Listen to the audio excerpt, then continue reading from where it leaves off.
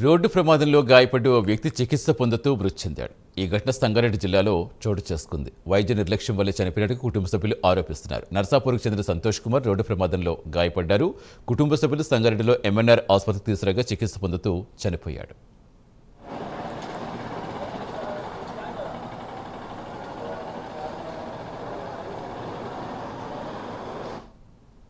వైద్యులు వైద్యం చేయకుండా సంతోష్ దేహంపై మెడికల్ విద్యార్థులతో ప్రాక్టికల్స్ చేయించారని బంధువులు ఆరోపిస్తున్నారు. అందుకే సంతోష్ ప్రాణాలు కోల్పోయిన ఆవేదన వ్యక్తం చేస్తున్నారు.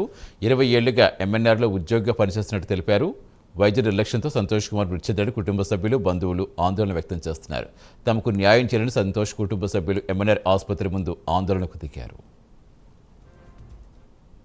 సంతోష్ ఆయన పేరు. ఇక్కడనే గత 25 సంవత్సరాల నుంచి ఇక్కడనే వర్క్ చేస్తుండే. విధులు ముగించుకొని సాయంత్రం మళ్ళీ నర్సాపూర్ బయలుదేరాను. దారిలో యాక్సిడెంట్ కావడం జరిగింది. యాక్సిడెంట్ అయిన తర్వాత అక్కడున్న స్థానికులు సంగారెడ్డి గవర్నమెంట్ హాస్పిటల్కు చేరవేర్చడం జరిగింది. ఈ విషయం తెలుసుకున్న ఎంఎన్ఆర్ సిబ్బంది అక్కడికి గవర్నమెంట్ హాస్పిటల్ చేరుకొని మేము మా ఇంట్లో మనిషికి ట్రీట్మెంట్ చేస్తామని చెప్పేసి ఇక్కడికి తీసుకొచ్చి మొత్తం నిర్లక్ష్యం వహించారు. ఎలాంటి ట్రీట్మెంట్ స్టార్ట్ చేయకుండా ఇలా సీఈఓ కూడా మిస్గైడ్ చేసి మొత్తం ఫ్యామిలీ మెంబర్స్ని ఎవరిని చూడనీయకుండా ఇప్పుడు తీరా చూస్తే ఇప్పుడు వచ్చి పోలీసు బందోబస్తు ఏం చేసి ఆయన ఏమన్నా నక్సలైటా అండి? పోలీసు బందోబస్తు ఇంత అవసరమా? వాళ్ళు ఎంత పూర్ ఫ్యామిలీ అంటే అంత వాళ్ళ పిల్లలు, వాళ్ళ పొలం లేదు, ఇల్లు లేదు, జాగ లేదు. అలాంటి పూర్ ఫ్యామిలీ ఇంత కష్టపడి ఇలా వర్క్ చేస్తే అలా ఆయనకి ఇలాంటి న్యాయమా చేసేది?